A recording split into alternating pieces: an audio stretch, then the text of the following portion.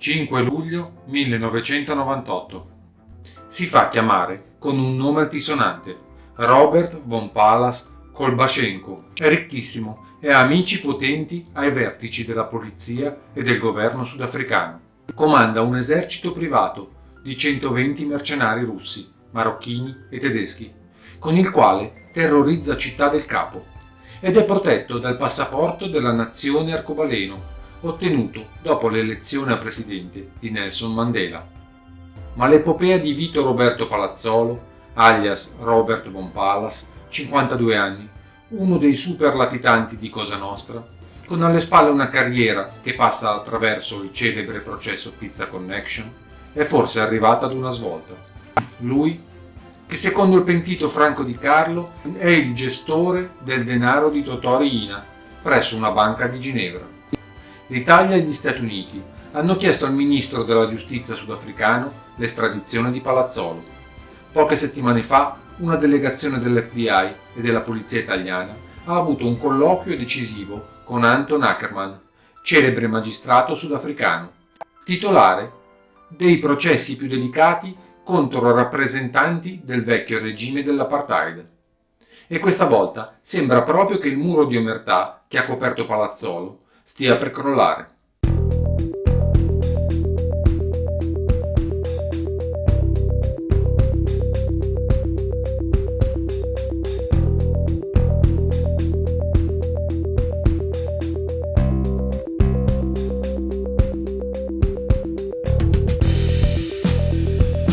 Originario di Terrasini, Palazzolo rischia l'estradizione per un lunghissimo elenco di ipotesi di reato, come risulta da un documento scritto il 2 marzo 98 dagli investigatori della polizia di Città del Capo.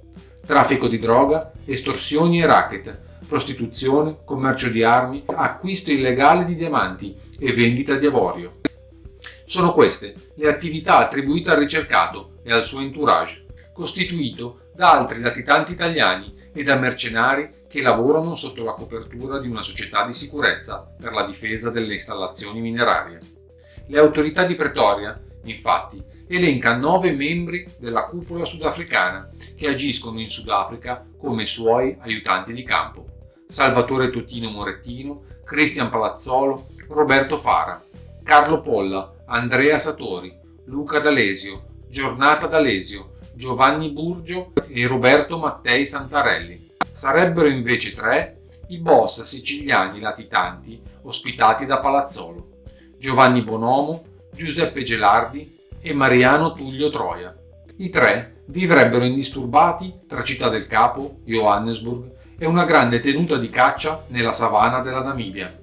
Il Sudafrica, quindi, per la prima volta, ammette di ospitare una filiale perfettamente organizzata della mafia, tanto che gli investigatori di Pretoria scrivono ai vertici dei propri servizi segreti. Palazzolo, che negli anni '80 era evaso dalle prigioni svizzere e si era rifugiato nel Sudafrica dell'apartheid, con l'appoggio di un deputato bianco di destra, gode di forti appoggi anche all'interno dell'ANC di Mandela.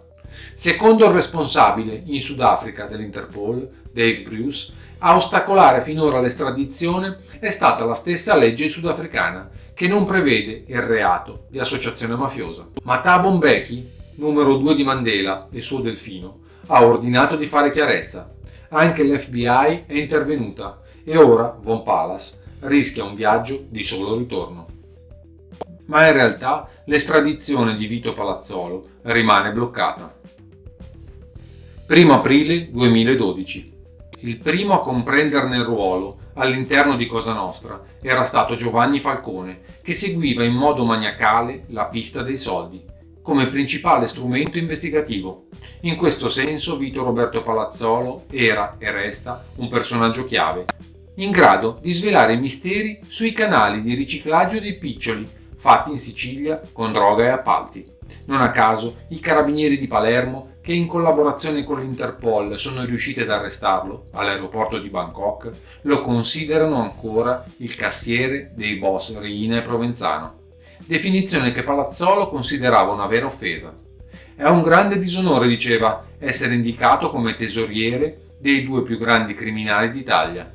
Quel commercialista, nato 64 anni fa in Sicilia, arrestato la prima volta nell'operazione Pizza Connection e poi sfuggito 1000 volte alla giustizia, si riteneva ormai solo un manager, in rapporti con altri uomini d'affari, soprattutto in Sudafrica, dove aveva messo radici 25 anni fa e dove, negli anni 90, era riuscito a cambiare identità, ottenendo la cittadinanza sudafricana, un nuovo status che nel 2010 gli era tornato utile per sottrarsi all'estradizione per scontare in Italia la condanna definitiva a 9 anni per mafia.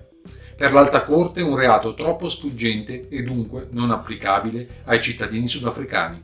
Così Mr. Von Palace aveva continuato la vita a 5 stelle nella Villa Franschhoek nei pressi di Città del Capo, pensando che ormai nessuno avrebbe provato a dargli la caccia, e invece i carabinieri lo seguivano anche sul web. Determinanti per la cattura le intercettazioni telematiche sui profili Facebook dei suoi familiari. Fonti confidenziali hanno poi dato l'imbeccata giusta sul viaggio in Thailandia. Palazzolo era in aeroporto e la cattura non è stata facile, con i legali che hanno contestato il fermo e l'espulsione. Eppure i magistrati non hanno dubbi. È una delle più oscure figure di Cosa Nostra. Da 20 anni uomo di cerniera per la gestione dei capitali illeciti.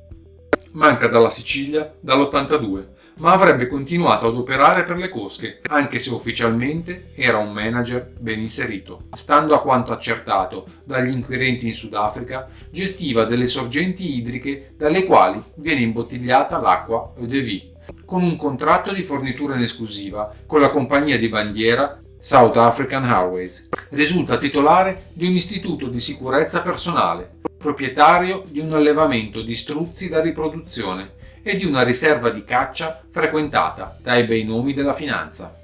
Avrebbe interessi persino in Angola per l'estrazione di pietre preziose attraverso RCP Corporation e un'altra società per il taglio di diamanti.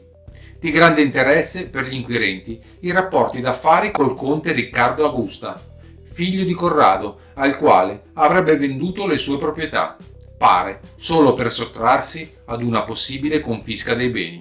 21 dicembre 2012. Vito Roberto Palazzolo è stato arrestato a marzo scorso in Thailandia.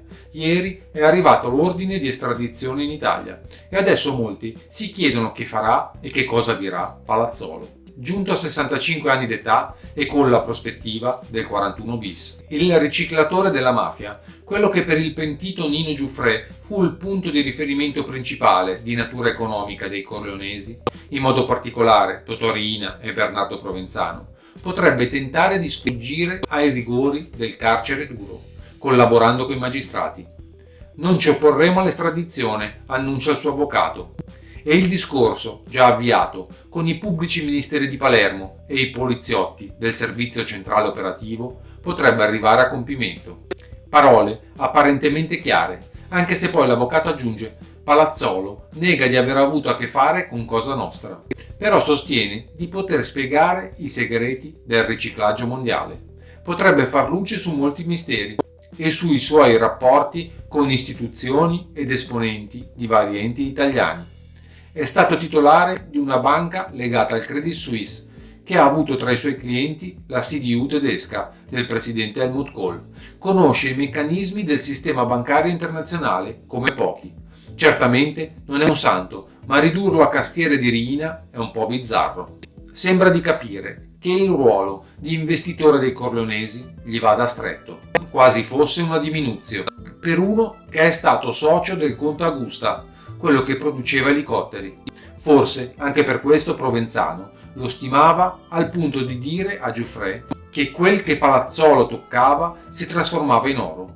Sulla mafiosità dell'imprenditore, nato a Terrasini, pesa un verdetto definitivo, sebbene lui si ostini a contraddire pentiti e testimoni, e il suo difensore stia provando la revisione del processo e il ricorso alla Corte europea di Strasburgo. Il PM di Palermo, Gaetano Paci, è già stato in Thailandia per interrogarlo nei mesi scorsi ed è possibile che ci torni nei prossimi giorni, prima ancora che l'estradizione, decisa ieri, diventi esecutiva. A lui e agli investigatori dello SCO, Palazzolo aveva fatto capire che qualora il paese asiatico l'avesse consegnato all'Italia, avrebbe cambiato atteggiamento. Alla procura i meccanismi del riciclaggio interessano, certo, ma i PM vorranno sentirsi dire qualcosa di più incisivo rispetto a quanto l'uomo d'affari, ricercato da Falcone, ha finora negato. Non solo i rapporti con Riina e Provenzano. Gli chiederanno ad esempio delle sue relazioni con il senatore Marcello Dell'Utri. C'è poi il filone degli affari di Finmeccanica, apertosi quando un testimone ha raccontato di aver visto il nome e il numero di telefono di Palazzolo scritti sul biglietto da visita di un manager della Selex, finito nelle mani di un dirigente di un'altra azienda della stessa galassia attiva nel settore degli armamenti. Tutto questo sarebbe avvenuto durante un vertice internazionale in Angola, al quale partecipò anche un ignaro viceministro italiano.